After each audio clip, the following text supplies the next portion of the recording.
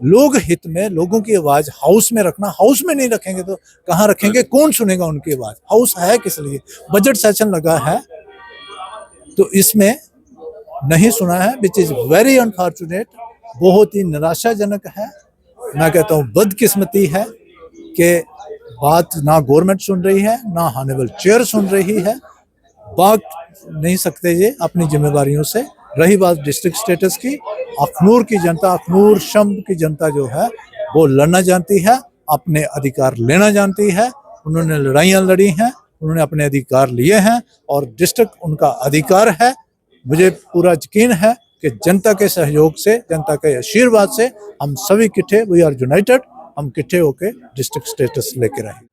अखनूर की बड़ी देराना मांग है कि अखनूर को जो है डिस्ट्रिक्ट का स्टेटस जो है वो दिया जाए। आज हमारे साथ बातचीत करने के लिए मौजूद है मोहनलाल भगत जी, एमएलए अखनूर, भाजपा सीनियर नेता हैं। आज इनका एक क्वेश्चन लगा था जिसमें इन्होंने जो मुद्दा उठाया था डिस्ट्रिक्ट अखनूर स्टेटस जो है मिलना चाहिए, लेकिन इनको जवाब में जो है वो ना मिली, जिसके चलते इन्होंने जो है वॉकआउट किया है। क्या कुछ पूरा मामला था, इनसे बात करते हैं। सर, क्या पूरा मामला था जिसके चलते आपने वॉकआउट किया? जैसे रूटीन में अलग अलग विषयों को लेके, अलग अलग मसलों को लेके क्वेश्चंस लगते हैं, क्वेश्चन आवर में 10 से 11 क्वेश्चन आवर होता है शुरू में।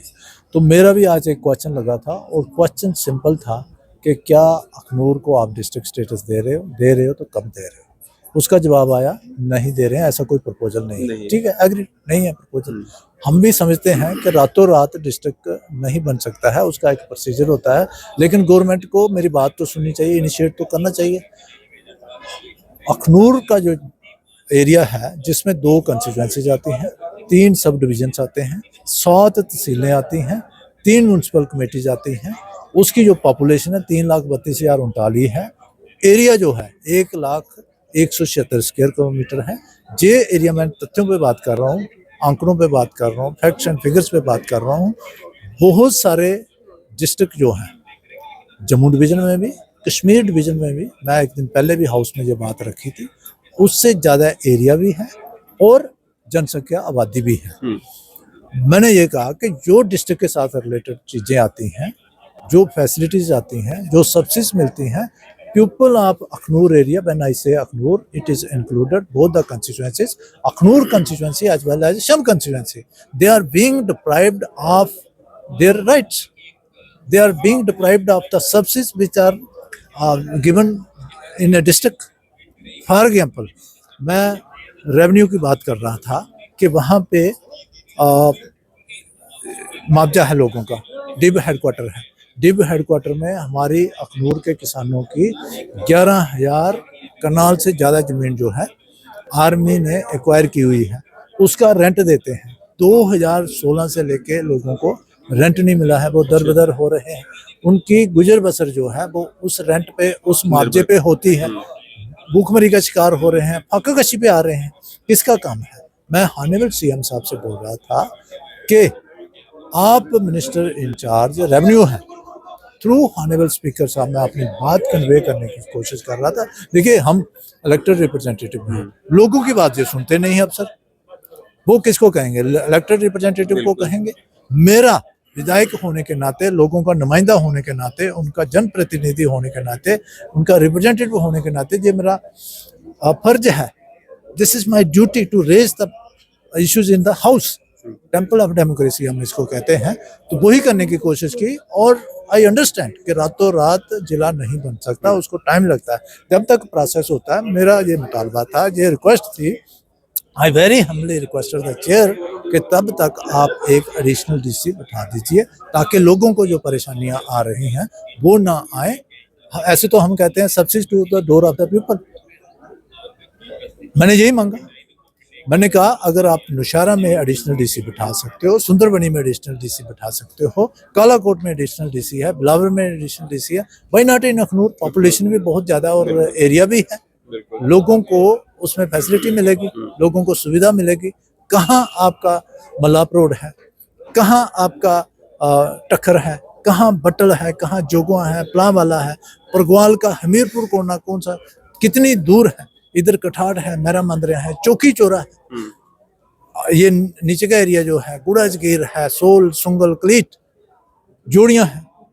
कितना वास्ट एरिया है, और लोगों को जो सब्सिडी मिलनी चाहिए, जो सेवाएं मिलनी चाहिए, रोजमर्रा के जो लोगों के काम हैं, खास करके रेवेन्यू को लेके, वो नहीं मिल रहे। मेरा यही मुतालबा था, लेकिन किसी ने सुनी नहीं बात। फिर एक बात और मैंने कही जो जिला से रिलेटेड होती है, ह्यूमन रिसोर्स की हम डेवलपमेंट करते हैं, युवाओं के विकास की बात करते हैं, उनको ट्रेन करने की बात करते हैं। मैंने ये रखा कि जिला में ITI होता है, पॉलिटेक्निक होता है। हमारे जम्मू जिला में 5 सरकारी ऐसे स्किल डेवलपमेंट इंस्टीट्यूट्स हैं, जिनमें 2 पॉलिटेक्निक हैं, 3 ITI हैं। 2 पॉलिटेक्निक दोनों जम्मू शहर में, 2 ITI वो भी जम्मू शहर में, 1 ITI RSपुरा में। ठीक है, RSपुरा में आपने बनाया, व्हाई नॉट इन अखनूर? आप थोड़ा डिसेंट्रलाइज करें ना। मुझे भी पता है कि रातों रात ITI नहीं बन जाएगा, बट बात तो सुनो। तो ये मेरे मुतालबे थे जो सरकार ने, honourable chair, honourable speaker sir ने नहीं सुने हैं, और मैं वॉकआउट करना पड़ा। वॉकआउट करने की अभी मैं बात अपनी कह ही रहा था।